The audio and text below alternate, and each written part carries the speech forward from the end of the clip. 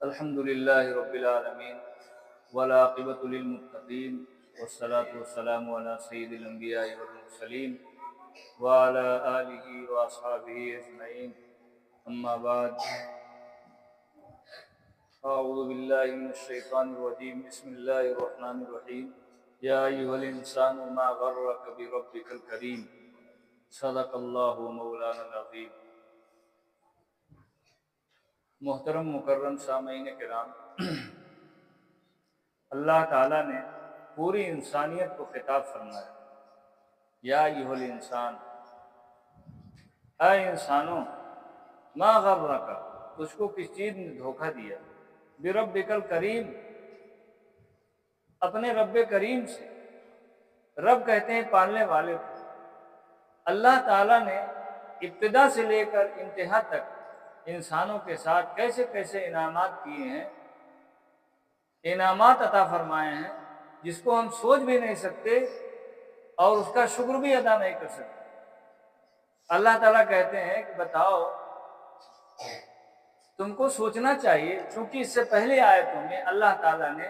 انسان کی انتہا کو بتایا، دنیا کی انتہا کو بتایا کہ دیکھو تمہارا منتہا یہی ہے۔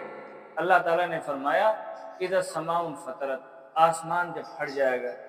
ستارے بکھر جائیں گے، دریا سب جوش میں آ جائیں گے، قبریں پھٹ جائیں گی، بکھر جائیں گی، وَإِذَا الْقُبُورُ بُعْثِرَتْ، اور عَلِمَتْ نَفْسٌ مَا قَدَّمَتْ وَأَخَّرَتْ، انسان جان لے گا کیا اس نے آگے بھیجا ہے اور کیا اس نے پیچھے چھوڑا ہے، سب کچھ جان لے گا۔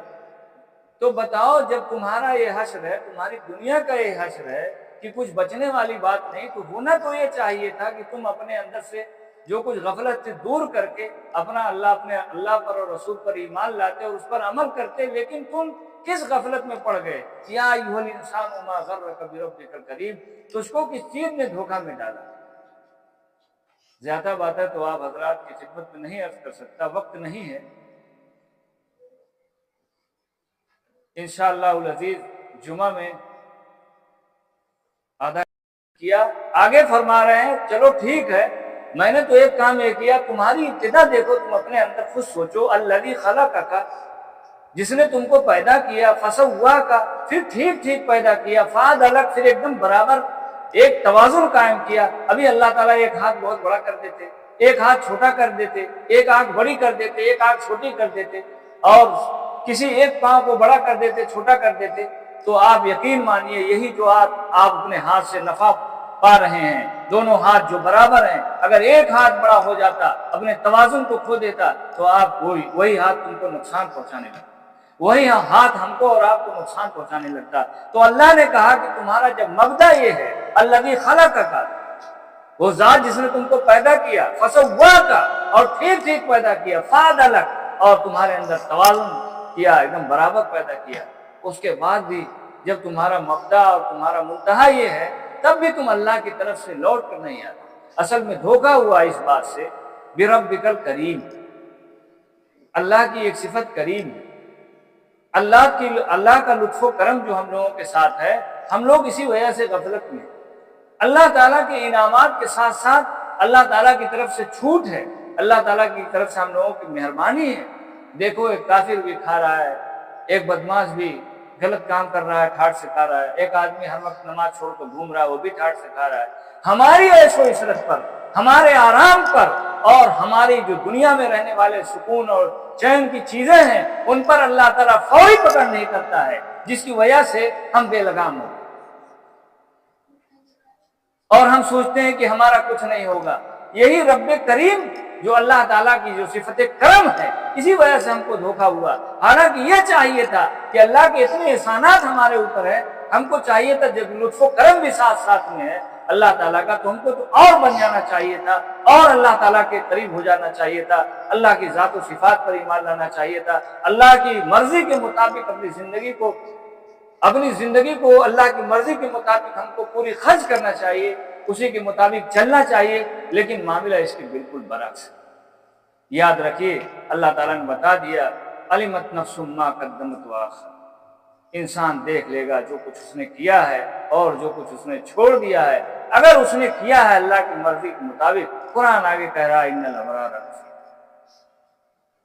اور اگر اس نے چھوڑ دیا ہے اللہ کے کہنے کو نہیں مانا، اسی لیے میں سب سے کہتا ہوں بھائی کم سے کم اپنے لیے تو اپنی زندگی کا نفع چاہیے، سب لوگ اپنا نفع چاہیں، اپنے نماز جو تو فرائض ہے اس کی تو پابندی کر لیں، کب تک سوتے رہیں گے، عمر گزر رہی ہے کچھ پتہ نہیں۔ اور جو لوگ نہیں مانیں گے اللہ تعالیٰ نے کہہ دیا وَإِنَّ الْفُجَّارَ لَفِي جَحِيمٍ، فاجر تو جہنم، اور کوئی بچے گا نہیں، یصلونھا یوم الدین، اس کو جس انصاف کے دن اس کو وہاں پہنچا دیا جائے گا، وما هم عنہا بغائبین، کوئی اس سے غائب نہیں ہو سکتا ہے جہنم سے، اس کو رہنا پڑے گا۔ وما ادراک ما یوم الدین، اللہ تعالیٰ کا ثم ما ادراک یوم الدین، معلوم ہے انصاف کا دن کیا ہے بھائی، ثم ما ادراک یوم الدین یوم لا تملک نفس لنفس شیئا۔